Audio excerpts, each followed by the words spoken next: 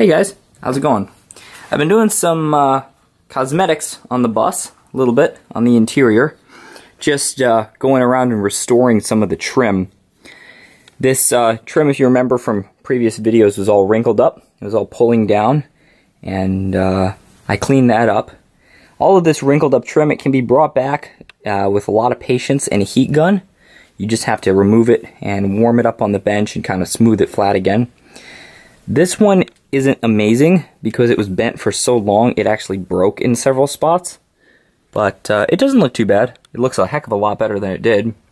I'm trying to figure out what I should do for this vinyl that's pulling down. I think I might just take it off and do a high gloss oil paint, or possibly even like a flocked paint. I think that might look pretty good. I also did all the trim, you know, on the cabinets and all of this around the icebox lid and everything. This one around the top of the sink stove unit, stuff like that. Or I might just pull it all down and just leave the wood. The wood actually looks pretty cool.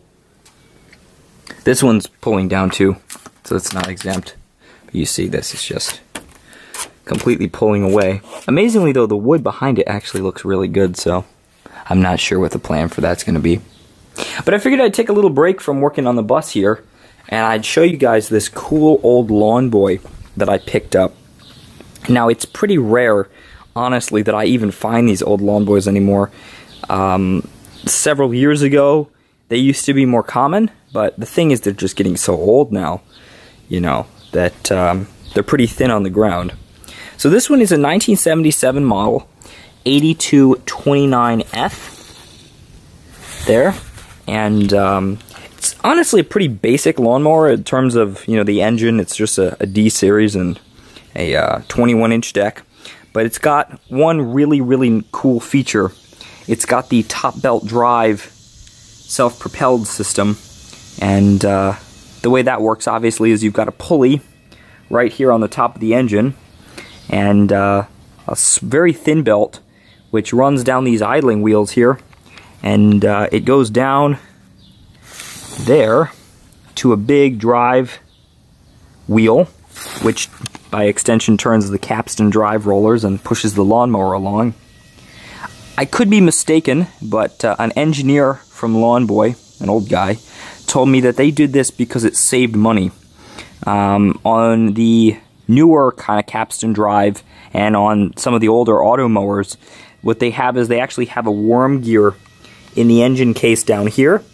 I'm trying to see if you guys can see this. In the bottom part of the engine case, there's a worm drive gearbox actually cast in. And by doing this with the belt, they could only make one engine and put it on every lawnmower. So the story behind this particular mower goes that my dad is a GC, and he was working on somebody's house, and this was in the garage. And he called me on the phone and he said, "Hey, you might want to come take a look at this lawn boy. It's got this weird mechanism on the top of the engine that I've never seen before." So I went over and looked at it, and sure enough, it was a top belt drive.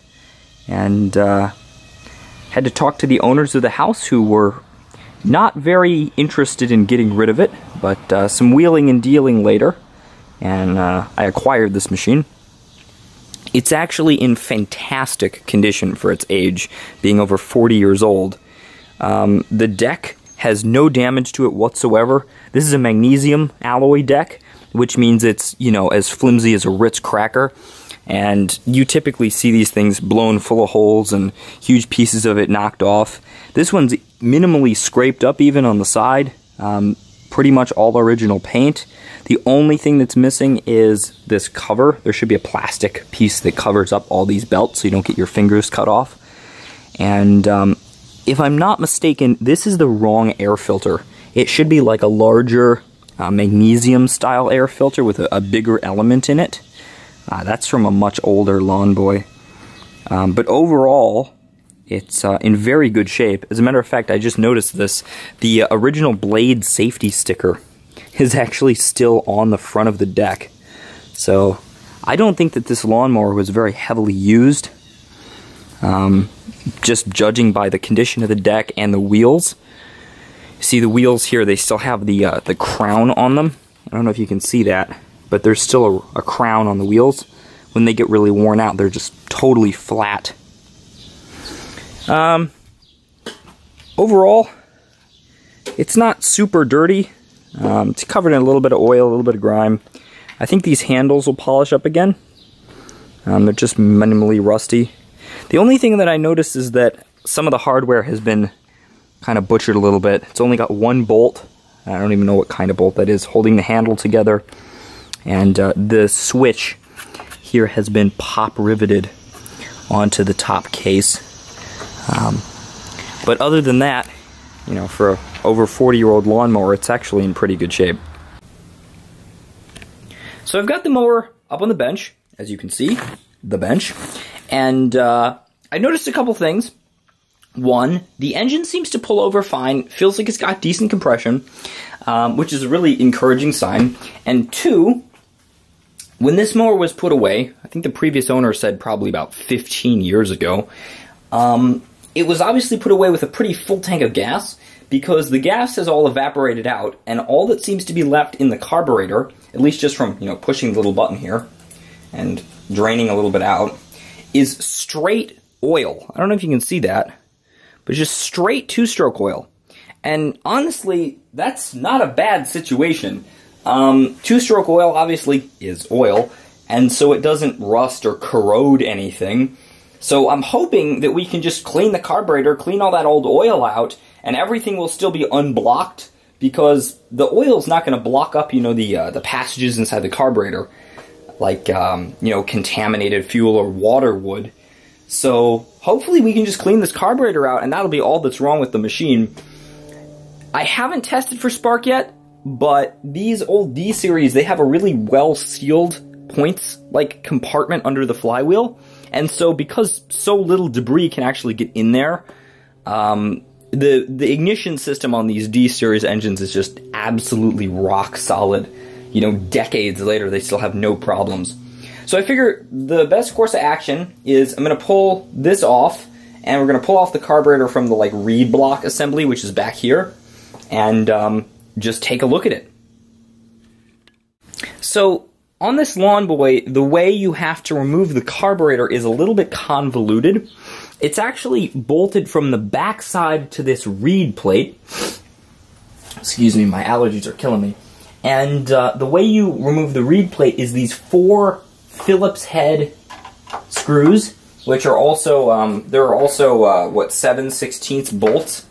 So 2 of them you can take off with a big, like 103 screwdriver.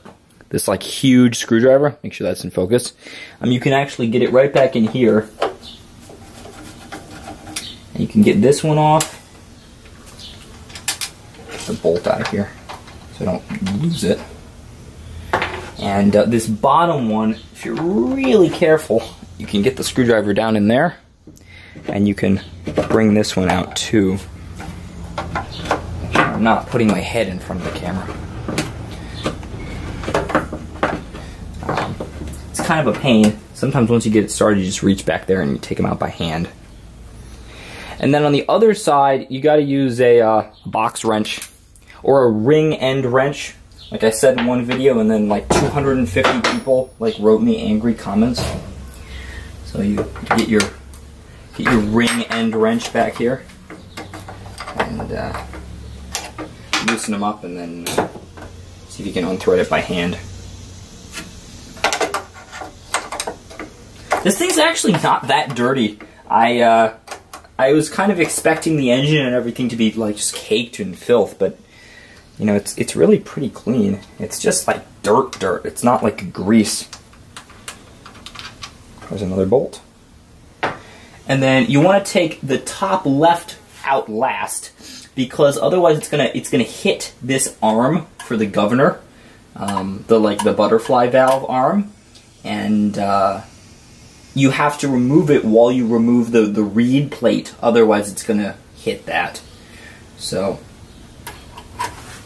what you do is you push this down, and oh, I can't get my wrench in there. Let's use the screwdriver. So you push this down, and then you start this off with the screwdriver. You see how this is loosening up, like that. Then you just keep bringing it out, like this. And there we go. And now it's completely removed. You can take this bolt out here very carefully. I guess we gotta pull the whole thing off first. Make sure I'm still in shot. Yep. So this just comes down. You can release this governor arm off the top here. See that? It was up in the little hole for the flyweight governor. And then you can pull this off. And there's your carburetor. See how it's bolted from the back side to the reed valve assembly? That's really weird. And only Lawn Boy did this as far as I know. Also, wow, we gotta get a shot of that. The internals of the engine are in amazing condition. Look at that. It's like brand new. Just clean my hands a little bit here, and then we'll move the mower out of the way and we can take this carburetor apart. So I don't know if you can see how clean this engine is, but that's really impressive, honestly. A lot of times these old engines, if they're running really cheap oil, this will all get covered in kind of varnish, gets all like brown. So that's amazing. It looks like it's brand new. Okay, so I've moved over here to the other side of the bench and put down some towels, and I have a sneaking suspicion that this is going to be a little bit messy, so I also put on some gloves. So one thing is, I'm not going to actually separate the carburetor from here because I don't have a gasket kit for this motor, so if I mess up the gaskets, I have to make them all by hand, and that's a huge pain. So I'm just going to take the carburetor bowl off here and see what we can see.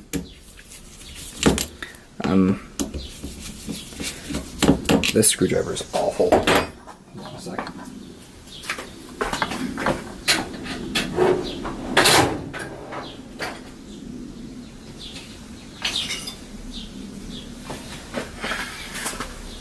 Okay, that's better. Pull these off. Now, you might notice that this carburetor looks really familiar to the later Lawn Boy ones, and that's because they pretty much just updated it over the years all the way to the end with the Duraforce. It's pretty much the same design, other than they moved the butterfly valve from being horizontal to vertical. So, let's just lift this bowl off here.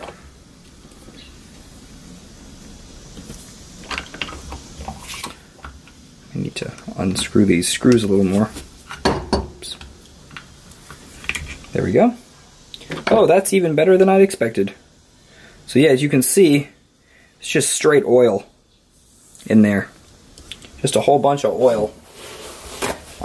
Just from the fuel, you know, sort of evaporating off and just leaving all of that in there.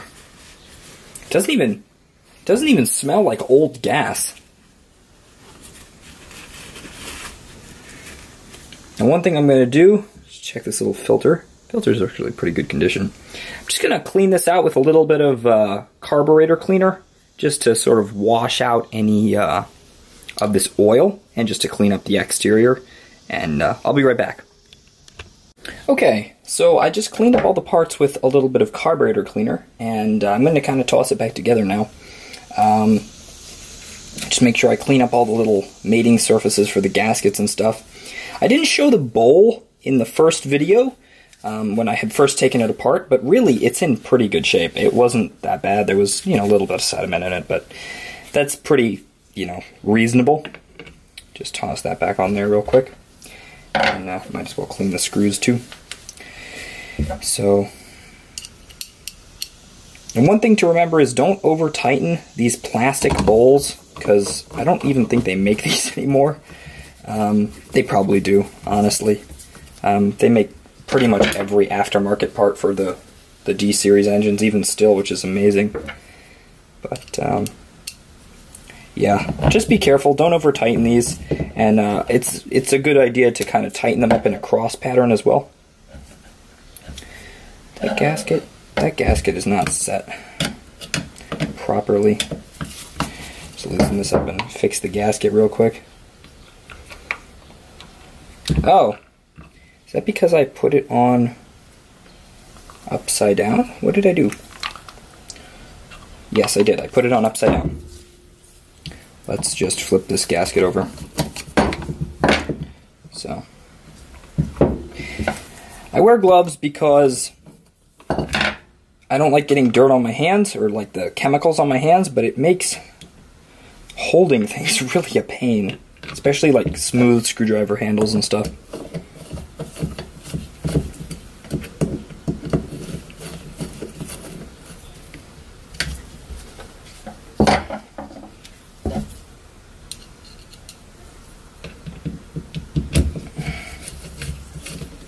There we go. And then I'd say we're pretty good to put it back on the engine and just see if it starts. Mix up some fresh gas for it. And the reeds look pretty good. They don't look, you know, discolored, and they still have a good snap to them. So I think they have a good snap to them. Let's see. Yeah, it's good. If they get really worn out, you can actually take this off and turn them over. So now they're bent the other direction. But I don't think we need to do that here. These look good. I took this little rod off for the governor arm, and I really should have showed how to do it because it's kind of interesting. This thing here, the little arm on the butterfly valve, it has a little spring-loaded like piece that actually keeps this in place. You pull this back with your thumb, and then you can hook that inside there, like so. It's really an elegant solution. Anyway, I'm going to finish up this carburetor and then put it back on the engine. Okay, so we're all back together. I put the right air filter on it, and before you write a comment below, I did see that I forgot the sediment screen, so I pulled the bolt off and I put the sediment screen back in. I'm going to pour a little fuel in it here, just mixed it up. I also took the opportunity to clean the lawnmower off a little bit. All I did was I got a stiff bristle brush and I brushed off the majority of the crap from the outside of the deck, and then I just wiped it down with a little bit of Windex on a microfiber towel just to get all the grease and heavy debris off. Actually, it really wasn't that greasy, it was just dirt. I commented on that while I had the engine apart. The deck really isn't greasy at all. So, I did think of this just now. I did not test and make sure the float floats. So, I could open the fuel valve and just have all the gas pour out, but let's really hope that doesn't happen.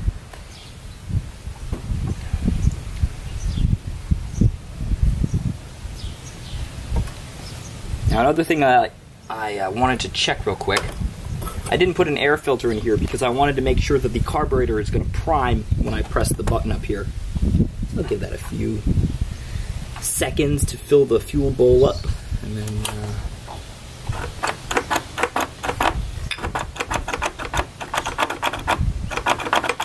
I don't see much yet.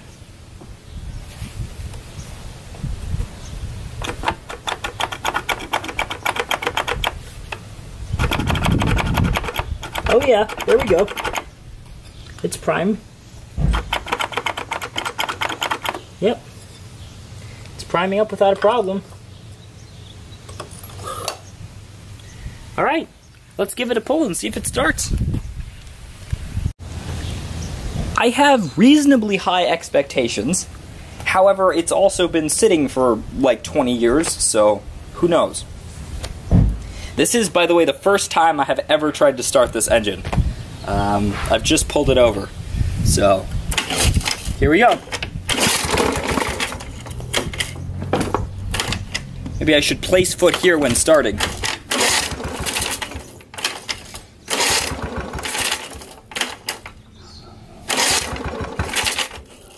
think I heard something.